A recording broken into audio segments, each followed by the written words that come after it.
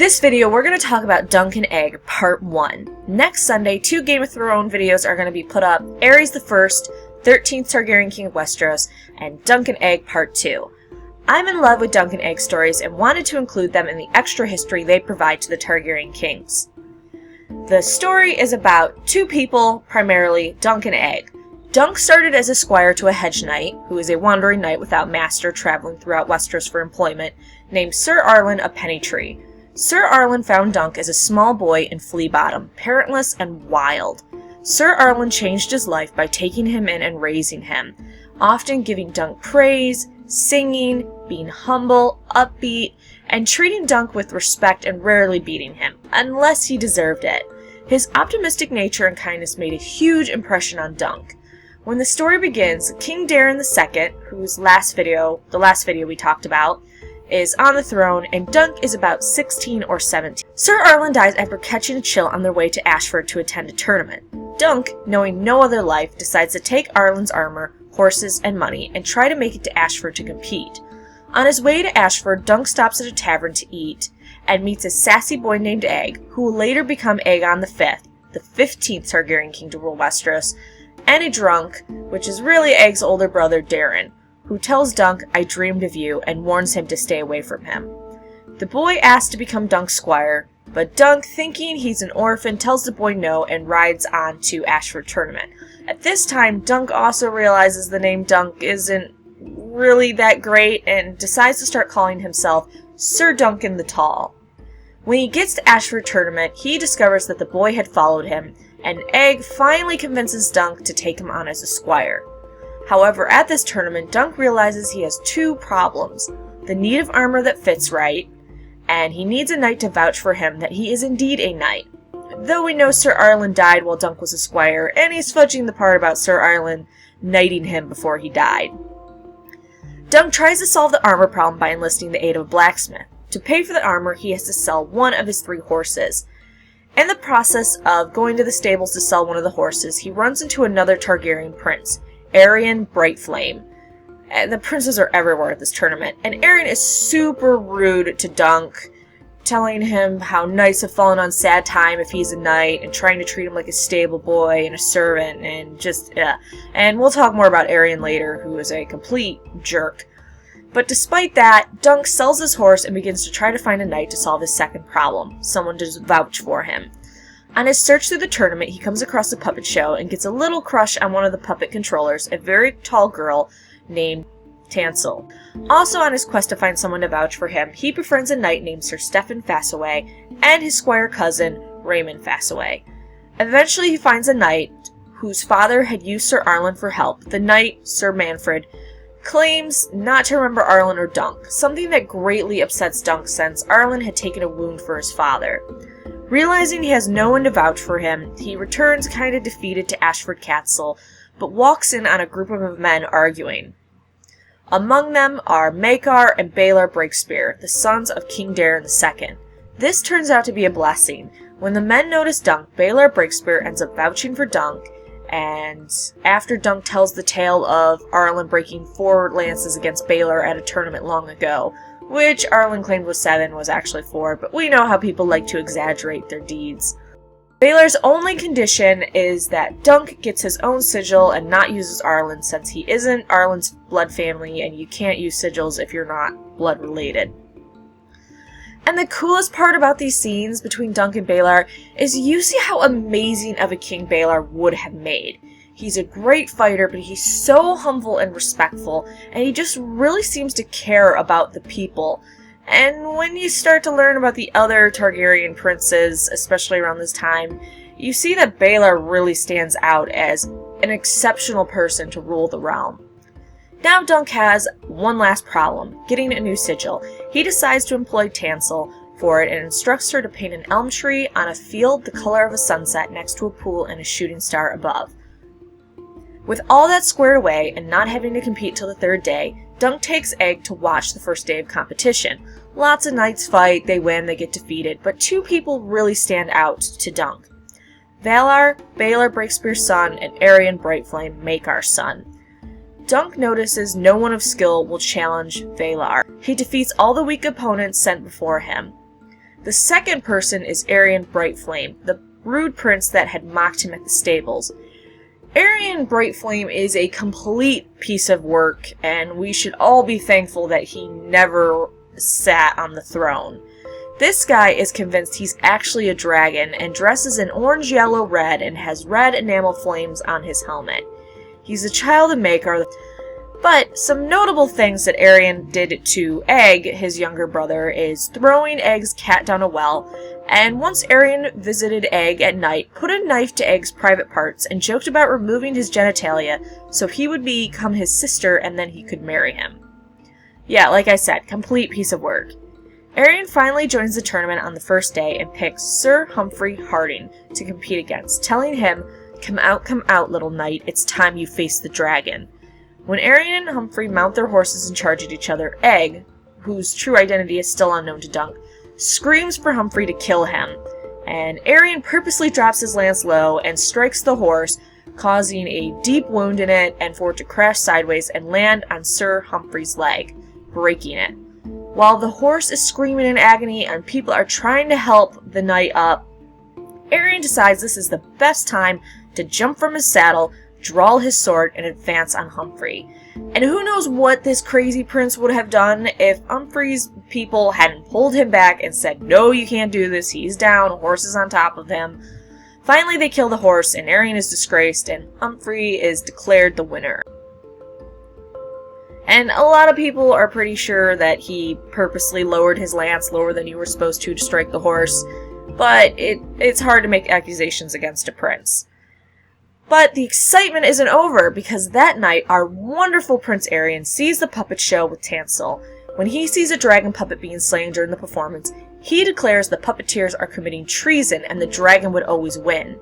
When Dunk hears what's going on, he rushes to where the show is to see the puppeteer stall on its side, a fat Dornish woman who runs the puppeteer show crying, and man-at-arms setting the puppets on fire and stomping other puppets to the ground. Finally, he sees Prince Arian twisting Tansel, the puppeteer's arms in both hands. A description from the book is, "She was on her knees, pleading with him. Arian ignored her. He forced open her hand and seized one of her fingers. Dunk stood there stupidly, not quite believing what he saw. Then he heard a crack, and Tansel screamed." And who knows if Arian would have grabbed more of her fingers and broke them, but Dunk at that moment had decided he had enough. He grabs Prince Arian's shoulder, wrenches him hard, knocks Arian off his feet, kicks him hard in the stomach. Arian went for his knife and Dunk steps on his wrist and kicks him again in the mouth. Before Dunk can do anything else, the prince's guards are pulling Dunk back, shoving him down. Arian gets up and decides that they are going to knock out all of Dunk's teeth and cut him open. Luckily, Egg steps forward, reveals who he is, and saves Dunk. Instead of disembowelment, Dunk ends up in prison. Egg visits Dunk in jail and apologizes to lying to him, and explains that he wanted to be a squire. Originally, Egg was supposed to be his eldest brother, Darian's squire. Darian doesn't really want to be a knight and would prefer the company of whores.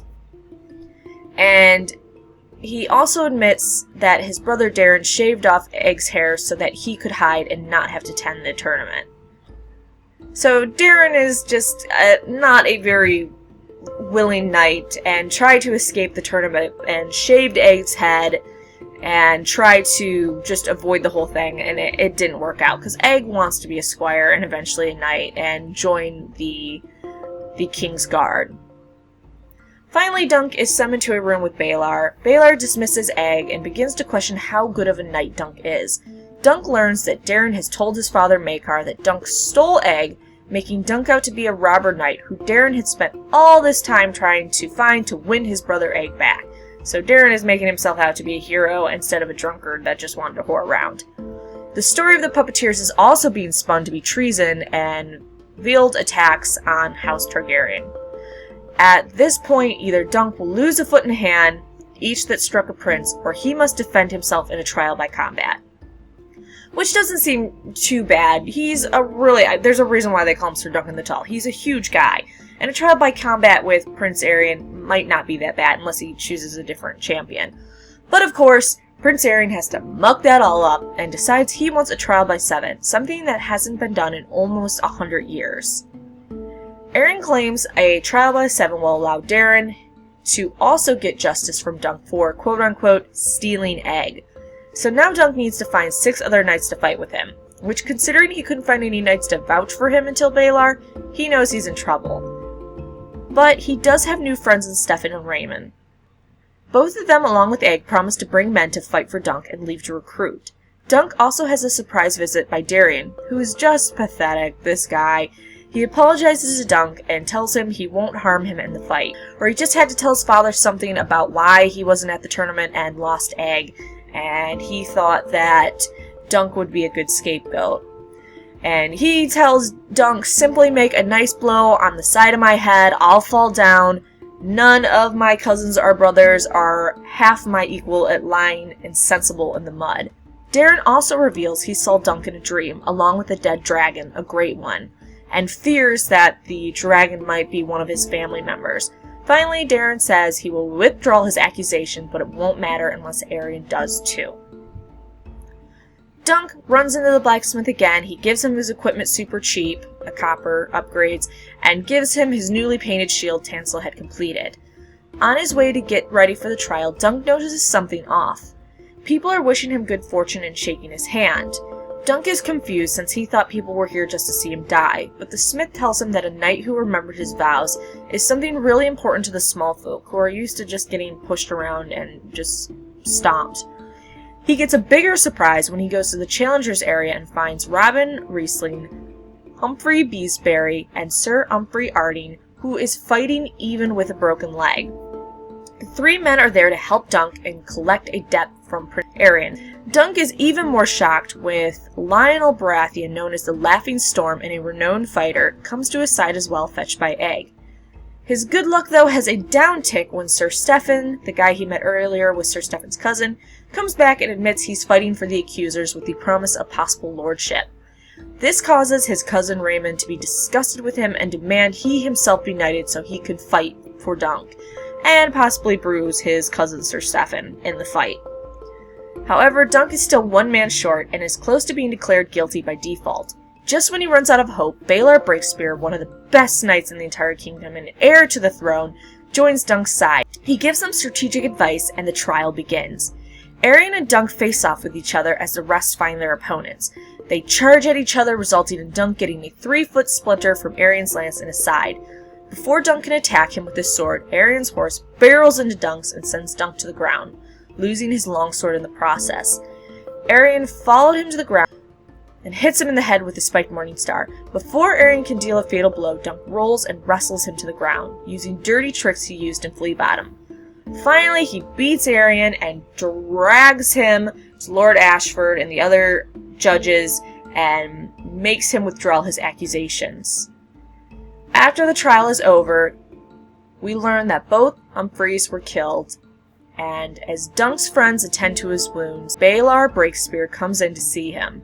Prince Baelor asks for his helmet to be removed, claiming his fingers feel like wood and slurring his speech. Raymond removes the helmet as something red and wet falls out of the helm. Baelor stood with half his skull, with bone and blue-gray brain showing. He raises his hand and touches the back of his head with 2 fingers, and then he falls. Baelor had died from a mace blow done to his head during the trial by his younger brother Maekar. And people aren't really happy about this, the realm wondering if losing their future king was worth the Hedge Knight's hand and foot or even life. Maekar ends up meeting with Dunk and Baelor was an accident and that he would have never killed his brother, and it's something that he's deeply going to regret for the rest of his life. He also offers Dunk a position in his service. Dunk refuses but agrees to allow Egg to be his squire and travel the 7 kingdoms, declaring that maybe not being at Summerhall or King's Landing will be good for him, and that look at his other sons that didn't turn out too great that have stayed in those areas.